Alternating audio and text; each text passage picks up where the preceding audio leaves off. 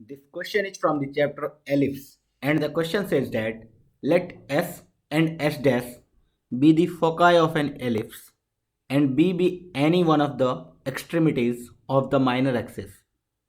Okay, if triangle S dash BS is a right angle triangle with right angle at B and area of triangle this is 8 square units, then the length of the latus rectum of the ellipse is.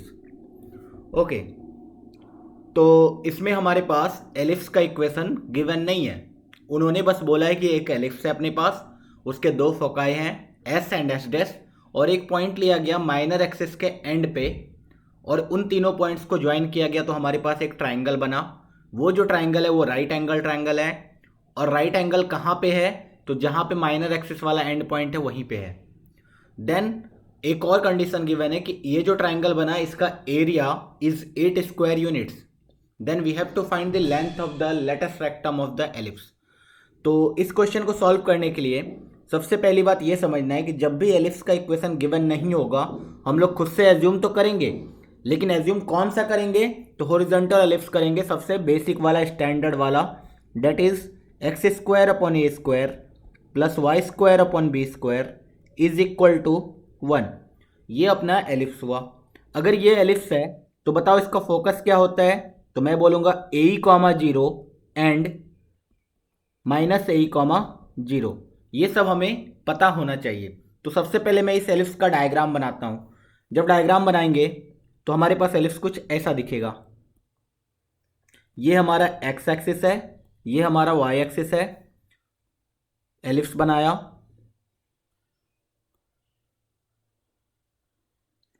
कुछ ऐसा ellipse दिखेगा।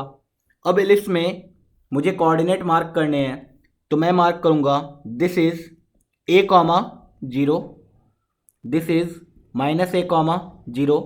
ये वाला point कितना हो जाएगा? Zero comma b. ये वाला पॉइंट कितना हो जाएगा? Zero comma minus b. हमारे पास दो फोकस है, एक फोकस है एस जिसका कोऑर्डिनेट कितना होगा? A e comma zero. एक है S dash which is minus a comma zero. अभी बताओ लेटस रेक्टम क्या होता है? मैं बोलूँगा लेटस रेक्टम फोकस से पास करने वाला एक परपेंडिकुलर एक्सिस के जो लाइन होता है ये A B, this is latus rectum. अच्छा, एक बार ये भी रिवीजन कर लेते हैं कि लेटस रेक्टम का जो एंड पॉइंट होता है उसके कोऑर्डिनेट्स क्या होते हैं। तो मैं बोलूँगा कोऑर्डिनेट्स जो होते हैं वो होते हैं ए ई, वो तो दिख ही रहा है, x coordinate will be a e comma b square upon a होता है। सिमिलरली बी कोऑर्डिनेट भी होगा a e comma minus of b square upon a. Okay, ये तो एक लेटर सेक्टम हुआ। सिमिलरली एक और लेटर सेक्टम इधर भी आएगा, उसको हम लोगों ने बोल दिया a dash comma b dash, और same minus a comma b square upon a minus a comma minus b square upon a coordinate हो जाएगा। अब उन्होंने पूछा है length of the latus rectum. तो बेसिकली उन्होंने क्या पूछा है? हमें ए बी का लेंथ कितना होगा। अभी बताओ ए बी का लेंथ कितना होता है, ये हमें याद होना चाहिए। लेंथ ऑफ एल आर का मतलब हो गया लेटस रेक्टम, वो होता है हमारा 2 into b square upon a. Okay, तो हमें बेसिकली क्या फाइंड आउट करना है? बी स्क्वायर अपॉन ए। अगर मेरे पास किसी भी तरीके से बी स्क्वायर अपॉन ए आ गया तो मेरा आंसर आ जाएगा। ओके, ये तो हमारा बेसिक था एलिप्स के बारे में। अब हम लोग जो भी कंडीशन गिवन है उसको अप्लाई करते हैं। उन्होंने क्या बोला कि माइनर एक्सिस पे एक पॉइंट लो एंड पे, ये पॉइंट ले लिया मैंने, सपोज इसको बी बोल दिया उन्होंने। अब बोला गया बी एस डैश और एस को ज्वाइन करो, ये एक राइट एंगल ट्राइंगल बन रहा है उन्होंने बोला।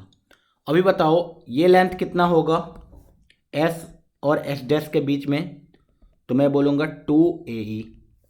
सिमिलरली ये वाला लेंथ कितना होगा? तो मैं बोलूँगा बी। अच्छा, तो उन्होंने क्या दिया है? Area of triangle. Area of triangle कितना होगा? Area of triangle S dash B S that will be equal to half into base. Base मैंने माना एस एस डैश को, तो उसका लेंथ कितना? 2A। हाइट कितना है? बी। तो एरिया फाइनली कितना आ गया? मैं बोलूँगा ABE, और वो कितना है? 8। एक रिलेशन आया ए बी और ई में। दूसरा रिलेशन हमें पता है, क्या पता है? That is e is equal to, eccentricity जो होता है एलिप्स का वो 1 से छोटा होता है, इसीलिए बीच में माइनस आएगा, 1 minus b square upon a square. तो ये हमारा हो गया एक्सेंट्रिसिटी का formula, e is equal to 1 minus b square upon a square. अच्छा, हाइपरबोला का क्या होता होगा फिर? तो बस 1 के जगह 1 plus B square upon a square हो जाएगा। क्यों?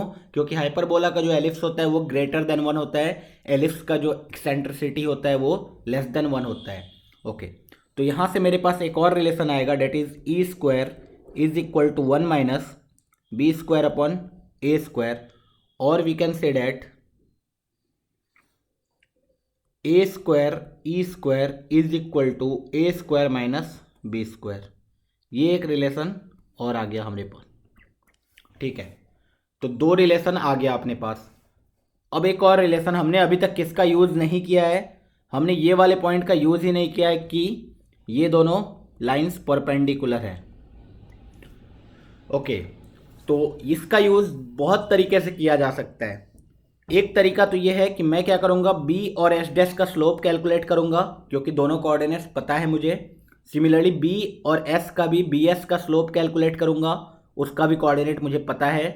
दोनों के स्लोप का प्रोडक्ट मैं क्या कर दूंगा, -1, क्योंकि दोनों परपेंडिकुलर है। एक तरीका हो गया यूज़ करने का ये, उससे मेरे पास ए बी और ई में एक रिलेशन आएगा। या फिर दूसरा तरीका क्या हो सकता है, शॉर्ट फॉर्म मैं बोलूँगा कि एक सर्कल ड्रॉ करेंगे अगर एस डैश को डायमीटर लेके, तो एस डैश को डायमीटर लेके जब सर्कल ड्रॉ करेंगे हम लोग, तो देखो ये एक सर्कल का प्रॉपर्टी होता है कि अगर डायमीटर ये है तो angle on the semi circle कितना होता है हमेशा, always 90 degree. Angle on the semi circle always 90 degree. तो अगर मैं इसको और इसको डायमीटर लेके एक सर्कल ड्रॉ करूं तो वो एग्जैक्टली किससे पास करेगा, बी से पास करेगा।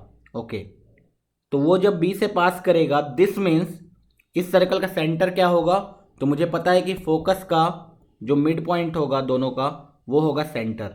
अगर ये सेंटर है, दिस मीन्स ये वाला रेडियस है, suppose this is O, then O S is the radius, और we can say that O S dash भी रेडियस है। दोनों का लेंथ मुझे पता है ए के बराबर है। Similarly we can also say that O B will also be equal to radius. Okay, तो ओ बी भी रेडियस आ जाएगा, ओ एस भी रेडियस आ जाएगा, ओ एस डैश भी रेडियस आ जाएगा। दिस मीन्स क्या है कि ओ बी का लेंथ, ओ एस का लेंथ, ओ एस डैश का लेंथ तीनों इक्वल है। अब मुझे पता है कि O S and O S dash का लेंथ कितना, ए, एंड ओ बी का लेंथ कितना, बी। तो यहां से क्या मैं बोल सकता हूं, a will be equal to b. Okay, एक और रिलेशन यहां से आ गया।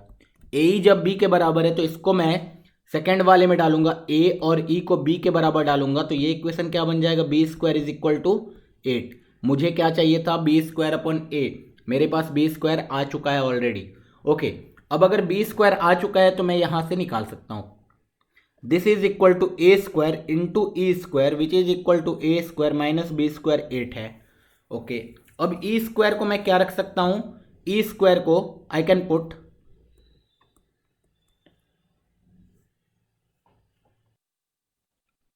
तो यहां से a square e square is equal to a square minus 8 है। अगर मुझे ए की वैल्यू पता चल जाए तो मैं सब कुछ निकाल सकता हूं। ए की वैल्यू मुझे पता है एग्जैक्टली किसके बराबर है, ए इज सेम एज बी। अब ए अगर बी के बराबर है और बी स्क्वायर अगर 8 के बराबर है, देयरफॉर बी स्क्वायर अगर 8 के बराबर है, then we can say that b will be equal to 2√2। Okay, तो बी अगर 2√2 के बराबर है, देयरफॉर ए किसके बराबर हो गया, 2√2 के बराबर। Hence we can say that, यहाँ प्लस माइनस 2√2 एग्जैक्टली आता है, लेकिन मुझे स्क्वायर की जरूरत है तो प्लस और माइनस को लिखने का कोई फायदा नहीं है। We need a square e square, तो वो कितना आ जाएगा, 8। अगर ए स्क्वायर ई स्क्वायर 8 आ चुका है तो मैं बोलूँगा 8 is equal to a square minus 8, और we can say that a square will be equal to 16। अगर ए स्क्वायर 16 है तो ए कितना, 4। ओके, मुझे बी स्क्वायर चाहिए था, आ चुका है, ए चाहिए था, आ चुका है। अब मैं लेंथ ऑफ द लेटर सेक्टम लिख सकता हूँ क्या, बोलूँगा हाँ, बहुत ही आसानी से, 2 into b square upon a, 2 into b square कितना है 8, ए कितना है 4, so this is equal to 4। तो फाइनल आंसर हमारा कितना आ गया, 4। Length of the latus rectum is 4। कौन सा ऑप्शन करेक्ट है, ऑप्शन ए। तो बहुत ही बेसिक क्वेश्चन था, बहुत ही बेसिक कॉन्सेप्ट पे था। अगर हमें एलिप्स के बारे में थोड़ा सा भी पता है कि एलिप्स कैसा दिखता है, उसका माइनर एक्सिस क्या होता है, मेजर एक्सिस क्या होता है, एलिप्स का इक्वेशन, एलिप्स के फोकस का कोऑर्डिनेट क्या होता है, length of the latus rectum क्या होता है, मतलब हमें बेसिक आइडिया होगा अगर इसका, तो मैं इस क्वेश्चन को बहुत ही आसानी से सॉल्व कर सकता हूँ।